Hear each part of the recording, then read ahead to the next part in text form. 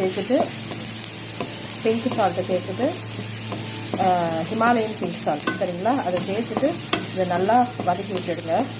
கொஞ்ச நேரம் கழிச்சு பார்த்தீங்கன்னா ஆனியன் வந்து இது பாருங்கள், அந்த டிரான்ஸ்லூசன்ட் கலர் வர ஆரம்பிச்சிருச்சு, அதாவது கிளாஸி ஆக ஆரம்பிச்சிருச்சு. ஆனியன் டிரான்ஸ்பரண்ட்டாக தெரியுது பார்த்தீங்களா. இதுதான் இன்னும் ஒரு 5 நிமிஷம் இது இப்படியே ரெடி ஆகட்டும். நான் ஆல்ரெடி சொன்ன மாதிரி இதுக்கு நம்ம தண்ணி ஊற்ற வேண்டிய அவசியம் இல்லை. இன்னும் 5 நிமிஷம் இப்படி இருக்கட்டும். இதோடு வந்து நம்ம இட்லியில் ஆல்ரெடி உப்பு இருக்கும், இட்லி மாவில் நம்ம உப்பு சேர்ப்போம் இல்லையா, அதனால் நான் இட்லிக்கான உப்பு நான் இதில் சேர்க்கலை, வெறும் இந்த ஆனியனுக்கான உப்பு மட்டும்தான் சேர்த்துருக்கேன் சரிங்களா.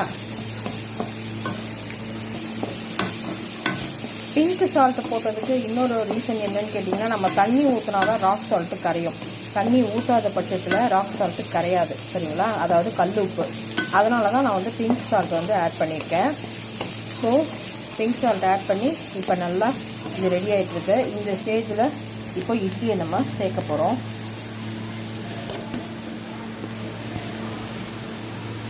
பாருங்கள் ஃப்ரெண்ட்ஸ், 5 நிமிஷம் ஆகிடுச்சு. இப்போ வந்து நான் இந்த உதுத்துருக்கோம் இல்லையா, அந்த இட்லியை வந்து ஆட் பண்ணிவிட்டேன். ஆட் பண்ணிவிட்டு இதை நல்லா கிளறி விட்டுடுங்க. கலர் நல்லா சேஞ்ச் ஆகுது பார்த்தீங்களா. மஞ்சள் தூள் வந்து ஆப்ஷனல் தான், பட் நான் வந்து என்னோடய குக்கிங்கில் மஞ்சள் தூள் நிறையவே ஆட் பண்ணுவேன். அதுவும் வந்து இது வந்து பார்த்திங்கன்னா வீட்டில் அரைச்ச மஞ்சள். ஸோ இதில் குர்குமின் வந்து ஜாஸ்தி இருக்கிறதால உங்களுக்கு கேன்சர் வர்றதுக்கான அந்த சான்சஸ் இருக்குது இல்லையா, அது வந்து உங்களுக்கு ரொம்ப ரொம்ப கம்மி.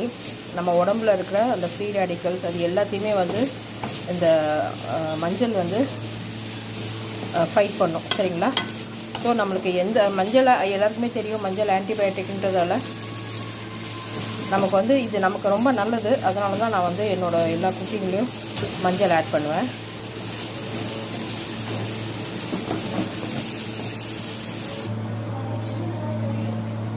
பாருங்கள் ஃப்ரெண்ட்ஸ், சூரிய வம்சம் படத்தில் தேவயானி பண்ண அதே இட்லி உப்புமா சூப்பராக தயாராகிடுச்சு.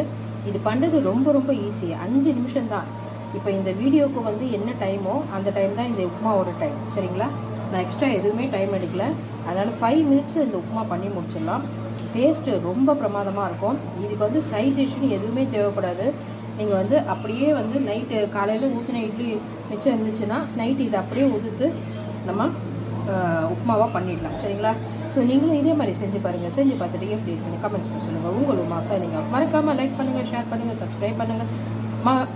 பக்கத்தில் இருக்க பெல் பட்டனை கிளிக் பண்ணிவிடுங்க. அப்போ தான் நான் கொடுக்குற வீடியோஸ் எல்லாமே உங்களுக்கு நோட்டிஃபிகேஷனில் வரும். உங்கள் மாதம் நீங்கள் after bye bye, take care.